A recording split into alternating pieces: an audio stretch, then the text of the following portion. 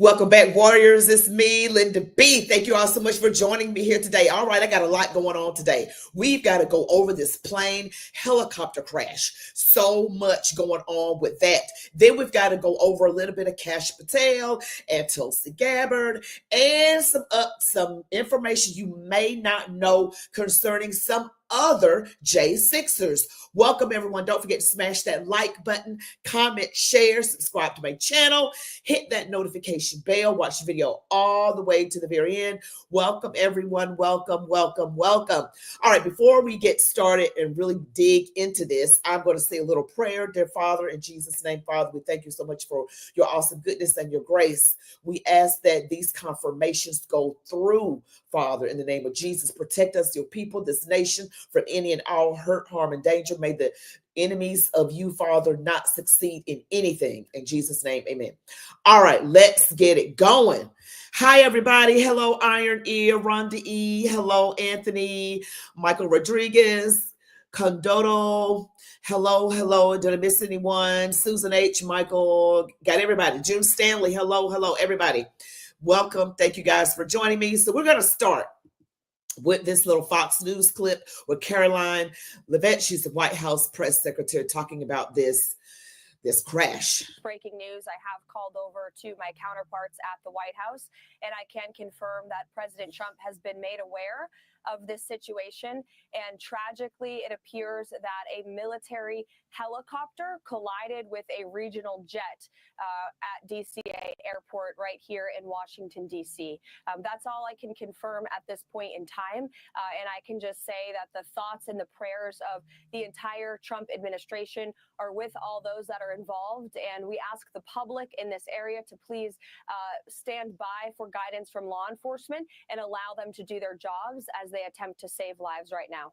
Breaking news, I have called over to... All right, so that's Caroline Leavitt, the White House press secretary. Now, I've gotten some other things about, what's been going on with that plane crash, because I also saw where you could see that they were far apart from each other, like the plane and the helicopter were far apart, and there was plenty of time to get out of the way from this actually occurring, that there was more than enough time. So not sure what's going on there. I'm not saying anything. I'm not saying it's intentional. The speculation coming from people online is that it was, intentional, because they're looking like, what happened here?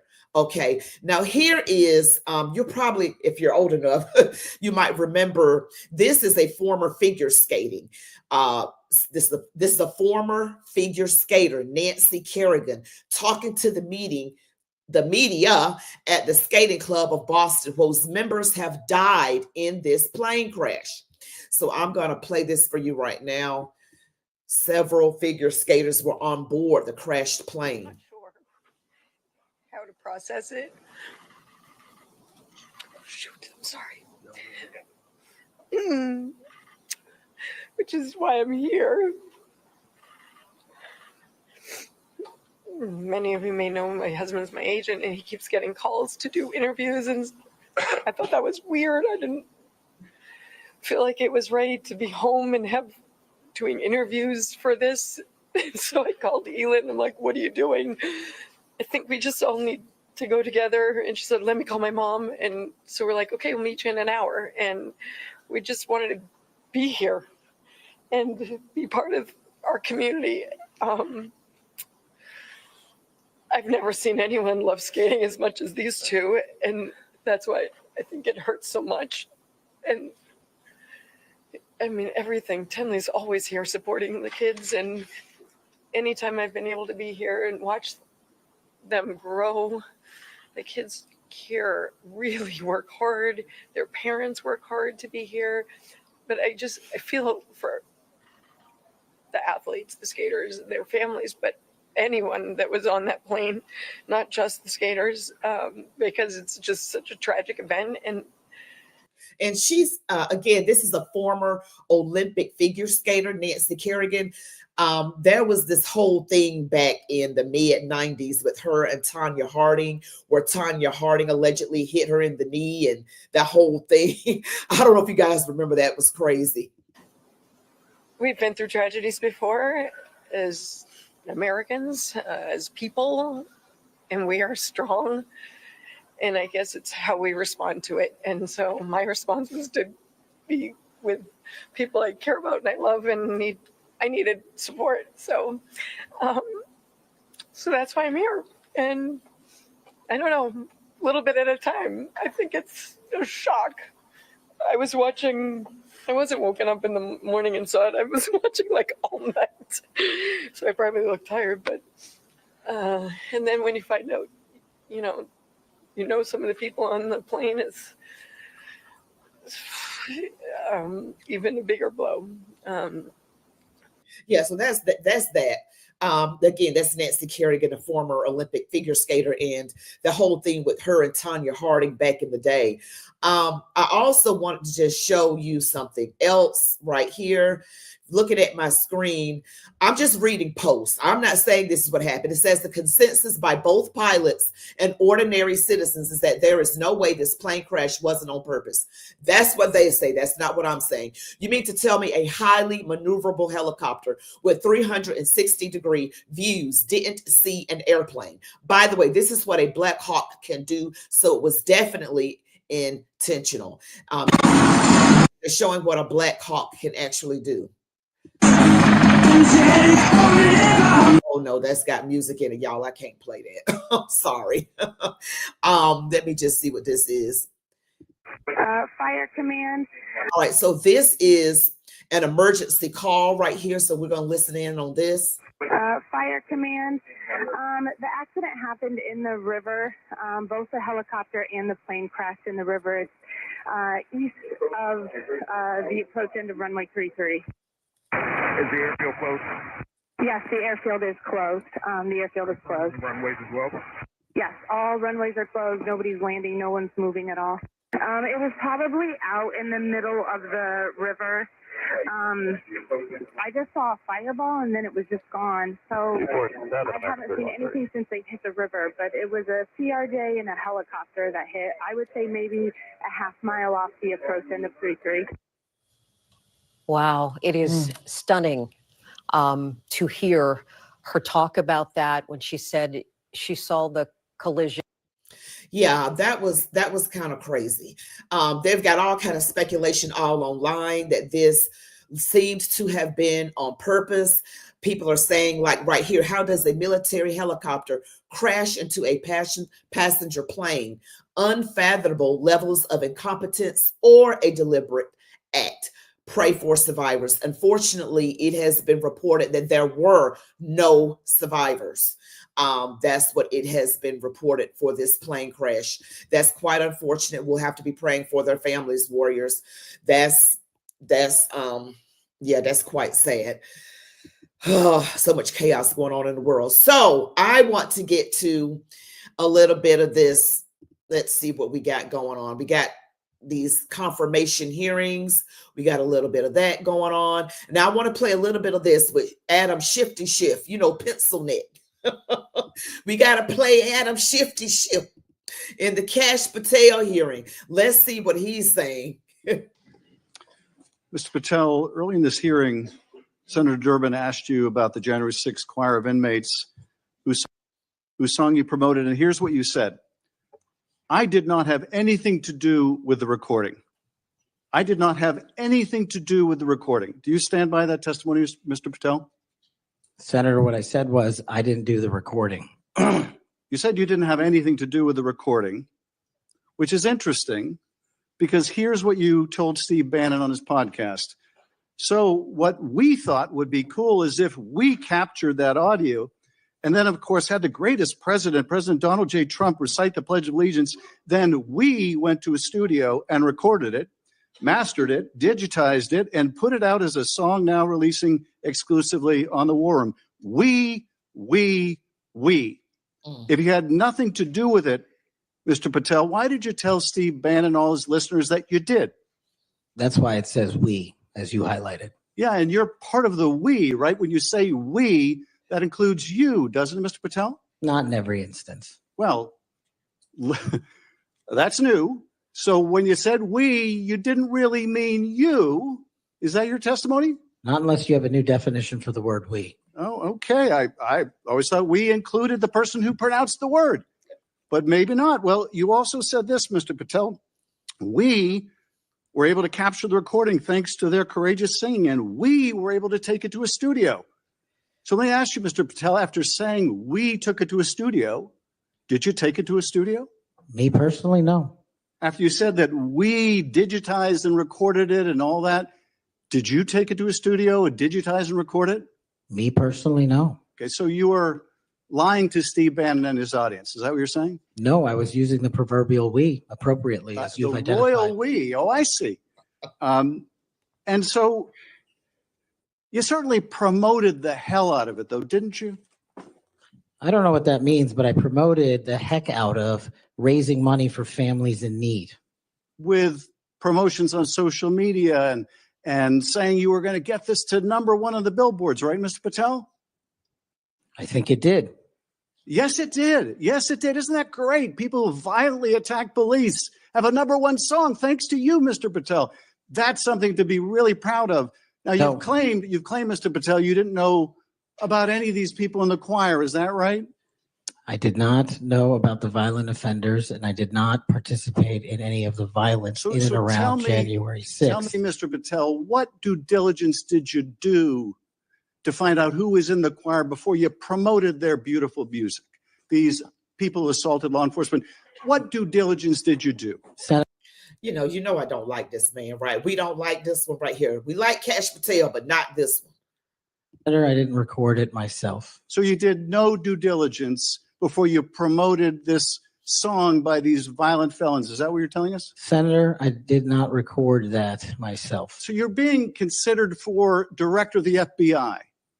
And here you did no diligence to find out whether people you were associating with now the President of the United States in song were convicted of attacking police officers. Is that who we want running the FBI? I want you to turn around. There are Capitol Police officers behind you. They're guarding us. Take a look at them right now. Turn around. I'm looking at you. You're talking to me. No, look at them. I want you to look at them if you can, if you have the courage to look them in the eye, Mr. Patel, and tell them you're proud of what you did. Tell them you're proud that you raised money off of people that assaulted their colleagues, that pepper sprayed them, that beat them with poles. Tell them you're proud of what you did, Mr. Patel. They're right there. They're guarding you today. Tell them how proud you are. That's an abject lie, and you know it. I've never,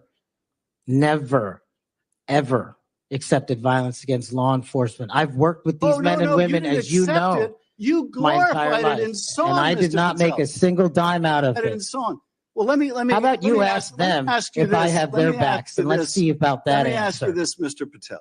Let me ask you this.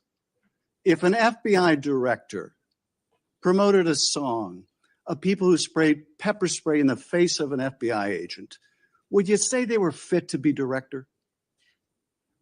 Mr. Schiff? Yes or no? Would they be fit to be director? I am fit to be the director of the FBI. If you were the FBI director and you promoted a song with someone who beat an FBI agent with a pole, would you say you were fit to be FBI director? Mr. Schiff, I am fit to be FBI director based on my 16 years in government service. And yet you did all these things, Mr. Patel. You can say, oh, I support law enforcement. I decry violence against law enforcement. You can say all that. It's what you did, Mr. Patel, that matters. It's what you did that matters. Well, let me ask you about something else that you did, Mr. Patel. Did you claim that Donald Trump declassified all the documents at Mar-a-Lago? Did you claim that? Before we finish this little clip right here, guys, I saw on social media that Tulsi Gabbard looks like she's not going to be confirmed. I don't know how true that is. It looks like she's having trouble. People need to call their senators, Murkowski, Collins, Mitch McConnell, some other ones, but they look like they're not gonna, but you know, the typical ones like Collins, Mitch McConnell, Murkowski, and it's some others. They look like they're not going to confirm her. It's others other than those three. So it's not looking good according to this post, if it is correct. And she came with the fire. I'm going to show you that after this. In what proceeding? To the public, ever, did you tell anyone that Donald Trump declassified all the documents at Mar-a-Lago? From publicly available information, President Trump issued a declassification order on a variety of No, materials. I'm just asking you, did you tell the public, did you tell anyone, did you make the claim that Donald Trump had declassified those hundreds of classified documents that were Mar-a-Lago? Did you make that claim From publicly? my best of my recollection, I said President Trump issued a declassification order to a large number of documents. Yeah, and were you present when he declassified all the Mar-a-Lago documents? Senator, I'm not saying he declassified all the Mar-a-Lago documents. I said President Trump declassified a large number of documents, and I would hope this committee and the rest of Congress would want to get those documents to the American people. Mr. Patel, before a president or anyone declassified documents, wouldn't you want to know whether making the public would cause sources to be killed? Wouldn't you want to know that before you just declare they're all declassified? Wouldn't that be the responsible thing for a president to do? It was the responsible thing for us to do. That's why we declassified the Nunes memo. And did Donald Trump declassify? And no one died. And did Donald Trump ever ask any of the agencies who produced those documents whether declassifying them would put people's lives at risk? Did he ever do that, to your knowledge, Kash Patel? I don't know that he didn't. Do you? No, that's the problem, isn't it? That's the problem, isn't it? So let me just ask, Mr. Chairman, if you would, Mr. Patel has said he has no problem. He would support the release of his grand jury testimony in that case.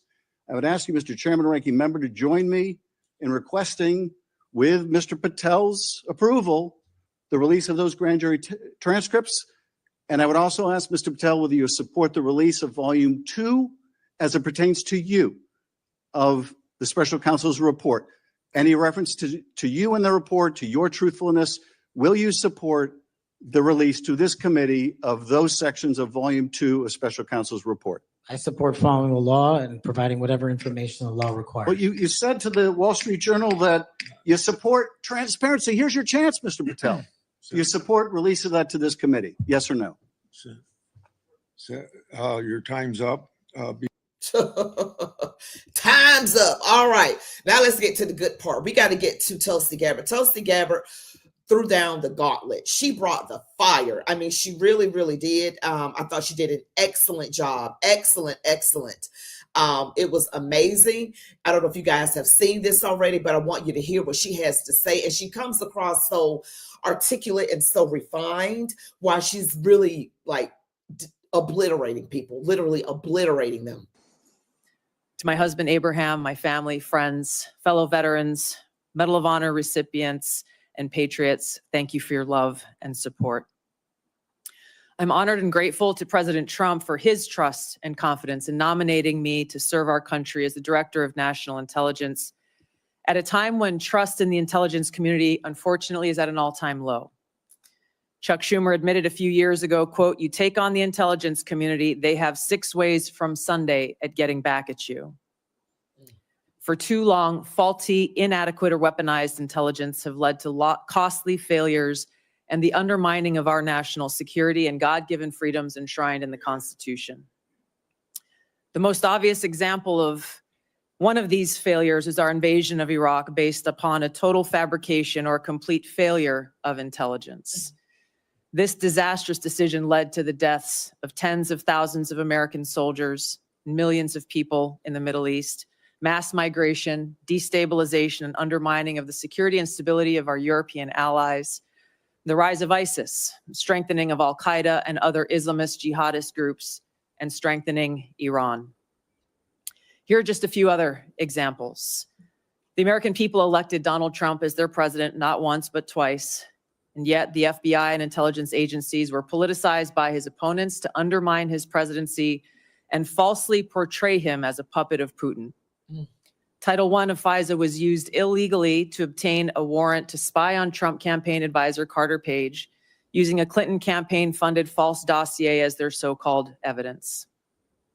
Biden campaign advisor Tony Blinken was the impetus for the 51 former senior intelligence officials' letter dismissing Hunter Biden's laptop as disinformation, specifically to help Biden win the election.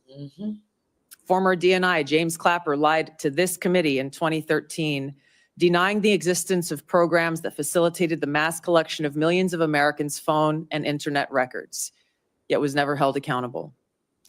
Under John Brennan's leadership, the CIA abused its power to spy on Congress, to dodge oversight, lied about doing it until he was caught, and yet has never been held responsible. Under Biden, the FBI abused its power for political reasons to try to surveil Catholics who attend traditional Latin Mass, labeling them as quote unquote radical traditionalist Catholics. Wow. Personally, just 24 hours after I criticized Kamala Harris and her nomination, I was placed on a secret domestic terror watch list called Quiet Skies. Sadly, there are more examples. The bottom line is this must end. President Trump's reelection is a clear mandate from the American people to break this cycle of failure, end the weaponization and politicization of the intelligence community, and begin to restore trust in those who've been charged with the critical task of securing our nation. So what's the other way that Tulsi Gabbard can still be the Secretary of National, Defense, I forgot the name of it, DNI. But what's the other way that she can be that? One of you made a comment that there's still another way that this can be done. Fran Rushy, you said that there is still another way of getting Tulsi in as DNI director. So how is that?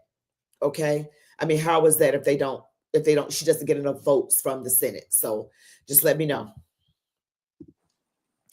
If confirmed as DNI, I will do my very best to fulfill this mandate and bring leadership to the intelligence community with a laser-like focus on our essential mission, ensuring the safety, security, and freedom of the American people.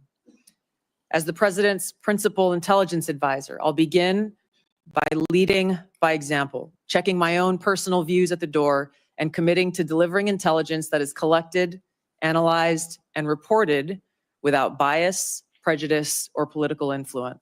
Look at this woman right here. I'm sorry. I just don't like this what's Gillibrand, whatever her name is. Look at her. This woman was acting like a witch. I enlisted in the Army because of the horrific terrorist attack on September 11th. Oh, and I also didn't know that they could just be eating like that. I mean, they're just mowing down, just having their little lunch or dinner. I didn't know they could do that. 11th, and volunteered to deploy to Iraq in 2005, where I served in a medical unit. After nearly 22 years in uniform with 3 combat deployments to the Middle East and Africa, I'm now a lieutenant colonel in the U.S. Army Reserve, where I serve as a battalion commander of soldiers in Oklahoma, Missouri, and Arkansas. I served in Congress for 8 years on the Homeland Security, Foreign Affairs, and Armed Services committees. And it's my experience in the military and in the halls of Congress that have given me a deep understanding of the complex challenges that our nation faces. In both roles, engaging with world leaders, in both roles, being privy to highly classified intelligence. So that's her, she's so calm in her demeanor. She's not combative or anything like that. But listening to what she said, she called out the weaponization. She called out the election interference about the laptop. She called it out. But she comes across as so refined. If it were me sitting up there, it wouldn't come out the same way. I'm sorry. I'd be like, y'all did this and I'm just kidding. I would be refined like Tulsi, just with a little bit of Southern drawl. But I just wanted you all to see that. We got to pray for Tulsi and Cash. But from what I saw, you guys are saying that there's another way that she can still be appointed, but she needs to be. Some people are saying they don't quite trust her, and maybe it's because she left the Democrat Party, became an independent, and then said she wants to join the Republican Party. But this is how I know I think that she is trustworthy. It's when the people in the media and the other side are like frantic and crazy, like they don't want her. To me, that's a good sign. Now, if the people on the left and in the media were liking her, and Hillary Clinton doesn't like her either, and she was put, just because she criticized Kamala Harris, they put her on Secret Skies, a domestic terror watch list. That lets me know she is on the right side. You can say, well, I don't know if I could trust her. She used to be on the Democrat Party. A lot of us used to vote Democrat. You're looking at one. All right. And so did J.D. Vance was critical of Donald Trump. But sometimes God will cause the light switch to go off All right. And it's the God thing. So I trust Tulsi Gabbard. I could be wrong. But the fact that the media and the left don't like her and they're freaking out, oh, that's a good sign. I don't care what you say. If she was crooked, that means the media will be cheese and skinning and grinning all in her face. That's just something we say in the South. Skinning and grinning. They be all up in her face. But that's just what I say. That's just what I say. Now, you know, we got to get to this whole thing with these J6ers. It brings me absolutely no pleasure to talk about this. But this is a particular J6 situation right here. Let me read. This says, hold on. This is signed a pardon. What is the name of this person here? Can't find the name. Edward Lang tells the story of how Joe Biden's Justice Department colluded with left-wing jurisdictions to repeatedly abuse the justice system and violate his son's constitutional rights. Edward Lang's father. So this is Mr. Lang, and Edward Lang is one of the J6ers, and his dad right here saying that his constitutional rights were indeed violated. All right, and let's just hear. This is another J6er information. Come on. Out here, President Trump signed the pardon over 24 hours ago, or coming up on 24 hours ago. Your son is still not out. What reasons have they given you for that? And what do you think is actually going on? Well, it's pretty easy to figure out. We are outside the DC Central Detention Center, where there are numerous January 6 prisoners still being held inside, despite the fact that President Trump signed a pardon for them over 24 hours ago. The DC government is stonewalling President Trump's pardon. Take a listen to the story. A lot of families have lost everything. Their husbands, the fathers, the breadwinners have been taken from them and put in prison unlawfully for many years for the simplest of infractions. You said this wasn't the first prison that your son was at. Can you talk to us about what they charged him with and why he was at another prison before coming here? Sure. What they do is it's called diesel therapy, so you can't settle. So what they'll do is when they first picked my son up on January 16, 2021, they scooped him up and then they started taking him from prison to prison. Spent 202 days down in the bowels of the DC prison. The conditions there are so egregious. He was actually sifting water through a sock because there's so much rust in the bottom of that prison that you can't drink the water. And so, they would lay him on a cot. They had lights. This was like Vietnam, where they had lights on all the time. You had 2 blankets. They call them suicide blankets. And just laid him on a basically a block, and you didn't even have a mattress. So and then what they do, as soon as you start to get communications with your attorneys and your family, they scoop you up and they take you to another prison. And then so you'll be there for 2 weeks. You're usually a week to 2 weeks. You're in solitary, where they transition you into the new prison, and then you're there for maybe 3 to 5 months. They ship you out again, and this is horrible. They are stonewalling these pardons more than 24 hours. That's crazy. So even after Donald Trump pardoned them, some of these people are still in prison. There was a time that on 2 Christmases ago, we didn't know where he was for I want to say almost 3 weeks. How is that possible? How come you can't, call his family? Nobody knows where he's at. When you can't talk to your attorneys, you can't hardly even talk to your family, and you can't possibly, make a defense. And then when you do get your attorneys, you talk to your attorneys, and then they scoop you up and they move you to the prison. All your notes and stuff, they take. So they know exactly what your defense is. It's like playing cards with your opponent looking over your back, you're looking at your hand. It's impossible to win. What has happened under the Biden regime was so egregious, so anti-American, unconstitutional. They walked all over our Bill of Rights. Thank God President Trump came in here, because not just for our patriots and our families, but for all of America, because if they didn't like you, they would do anything to shut you up. They tried to shut down my businesses. They had the local the state agencies come after my companies. I got a bunch of companies like restaurants. And so they'll stop at nothing to shut you down. And see, this is what I'm saying. They're going after people's businesses, their livelihoods. This is communism. This is dictatorship. They were saying Donald Trump is a fascist and a dictator. You know what I've always said about these demon rats? They project. whatever they're doing off onto the other side. They are literally the dictators. They will cancel you, go after your businesses, put you in prison, even after a party, they want to stonewall. These people are absolute corrupt. We got to continue to pray without ceasing, push, pray until something happens. And I've lived through it, and so here we are today. So you're standing out here. President Trump signed the pardon over 24 hours ago, or coming up on 24 hours ago. Your son is still not out. What reasons have they given you for that, and what do you think is actually going on? What this is nothing more than this nasty, rotten mayor of this city that controls these facilities. They're not federal facilities, they're city-run facilities.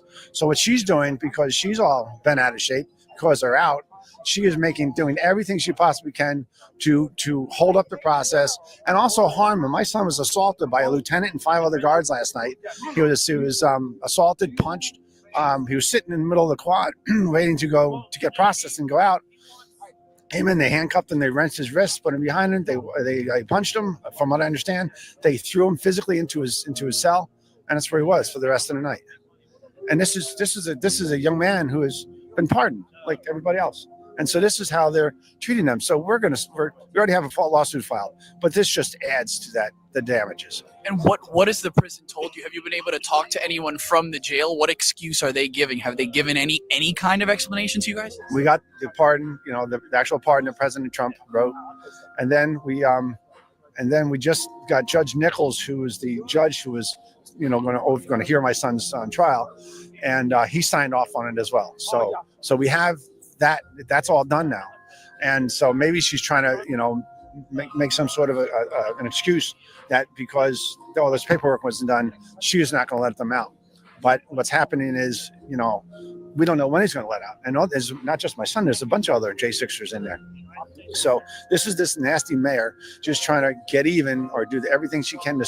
This might be Muriel Bowser, the mayor of DC, I think, who he's talking about. Stonewall, because she doesn't like these people. She doesn't like Trump, and she does everything that she possibly can to thwart anything that's helpful to these J6ers and their families.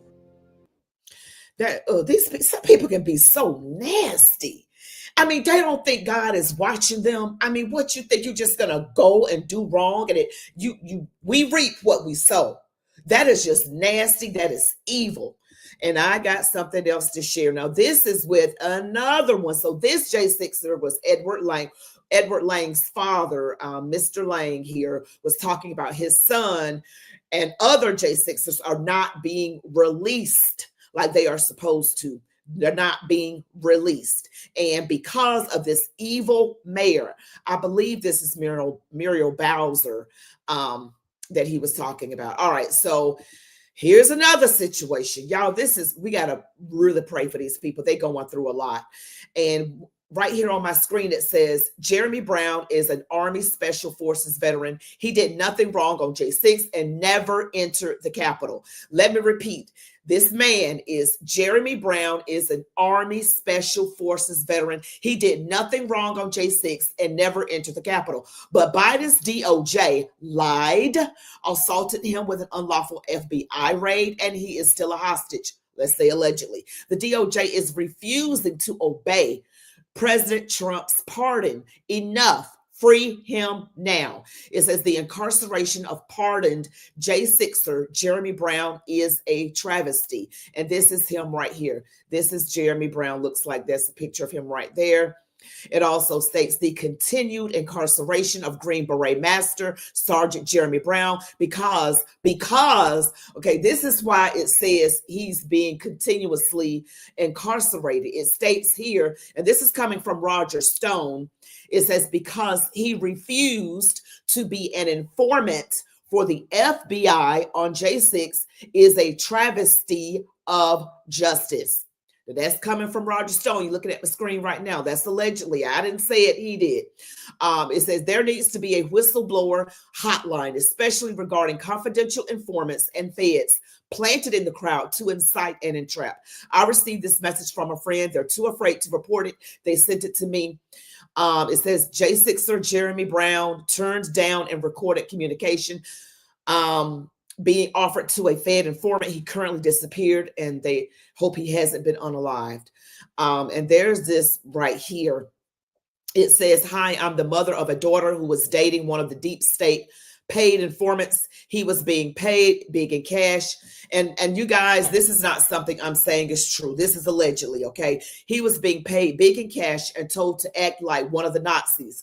She was with him for about 2 years while he did this. He did not participate at J6, but was asked to. He was at various other events. Can you help me find a safe person to report him to for questioning? I can tell them who he is and where he lives. My daughter has severe anxiety so bad she doesn't even leave the house, and I want her involved as little as possible. Anyone who can connect me with who would be appreciated. I want this entire nightmare exposed. I was scared to even message anyone until now that Trump is in." So this is what's going on online. It says he was a decorated Green Beret, did not go into the Capitol. They searched his house on nonviolent misdemeanor charges and went after him for weapons at his house to punish him for exposing the DHS agents who tried and failed to recruit him to be a snitch. Okay. And it's got information on Jeremy Brown. So he is still, all right, still incarcerated right now. He still is. That's so unfortunate that these J6ers are having to go through the things that they're having to go through. I find it absolutely reprehensible. People are begging for him to be out. Days in captivity, 1,208 days. So he's been in captivity for a long, long time. Here is something with Steve Bannon right here. J6er Jeremy Brown's recording is evidence. So, let me see. What do we want to do? We want to play this right here. Let's just play this right here. I'm going to play this. At least the judge is so slow walking, and then they want to either throw him back in jail, or guys like Brown don't think they want to release at all. Why is he so important? I thought he was a revered veteran, ma'am. Well, he is a revered veteran, decorated war hero, who was a Green Beret and who spent many years serving this country in special operations. And Jeremy Brown, is an interesting case because in December, before January 6th ever took place, he had just joined the Oath Keepers. He wanted to maintain the oath that he made when he put on that uniform. And he had been there for like 2 weeks, and 2 JTTF agents show up at his door and they want to talk to him. Basically, they want him to snitch on the Oath Keepers. And Jeremy Brown is not a snitch, right? And also, he's a guy, he worked with JTTF all over the world when he was deployed. He knows how this is done. He knows when you're working someone, right? And he says to them, "I'm going to record this with your permission." They say, okay. What they didn't expect was that he would release that recording. And why is that so significant, Steve? Because that recording is evidence of the setup of how Homeland Security and JTTF and other elements of the administration were already working to set up people like Stuart Rhodes from the Oath Keepers and the Proud Boys and others, trying to get their fellow Americans to snitch on them. And we still don't have the full picture on how many snitches actually there were that day who weren't just observing, but were at times orchestrating the violence, inciting the violence, pushing people to go ahead and so on. And what Jeremy Brown did was what really made them upset, because he took that evidence of a setup and he made it public. And then lo and behold, this guy who went to the Capitol, who was never accused of violence, who never went inside the building. He was doing security for a VIP who was basically, there was a woman who was speaking and her mother was attending the rally. She was an elderly lady. She needed someone to look after her. So that's what Jeremy Brown did. He looked after an old lady. Okay. And he didn't get into anything with anyone. They came after him on misdemeanor charges, raided his house, which is now a familiar pattern with January 6th defendants, which is a violation of their constitutional rights, because you come storming into their house without just cause. This is illegal search and seizure. And they used those 2 misdemeanors to do a search and turn up weapons that claims of classified documents that were obviously planted. I say obviously planted because number one, they resisted doing forensic evidence, testing. And when they were forced to, they found that there was no DNA on these grenades and things that matched Jeremy Brown or any of the carpet fibers from his house or trailer or pets and so on and so on. And also, Steve, you know this, right? Having been a military man. When the United States government deals with weapons and soldiers, you have to be accountable even for the shell casings of the bullets that you fire. You remove something, they know who took it, and you are responsible for checking it back in. These grenades were traced back to a facility that I can't say, but where there was no record of them ever having been stolen. If Jeremy Brown had stolen them and had them in his possession, the government would have had a record of that. Not only that, they had been used in parts of the world, they had been taken out and checked back in, for use in parts of the world where Jeremy had never served. See, this is something reeks. Donald Trump needs to do something because he's the president. He issued a pardon. They're supposed to obey the pardon. Those people are supposed to be released. We shouldn't be having all this unnecessary stuff. So I'm going to need Donald Trump to get on the case. All right. He needs to know. Somebody needs to tell him that this is going on. And these people that are not allowing these people to be freed, these mayors, these more local level jurisdictions, they need to get in trouble. Okay, you just can't defy an executive order. In my mind, you can't do that. Okay, they should be locked up. I'm just saying, and that's just my opinion. They're going against an executive order. What do you guys say? And don't forget to smash the like button, guys. Thank you so much for watching. But I'm going to be watching this even more with the J6ers. It's a lot going on with them. It's crazy to me. These people have been literally terrorized, and the whole world's turned upside down. And he did not even go inside the Capitol. So they're just going after people who are Trump supporters, in my mind. They're just going after them. And that's crazy. And you guys just don't forget to smash the like button, comment, share, subscribe, notification bell.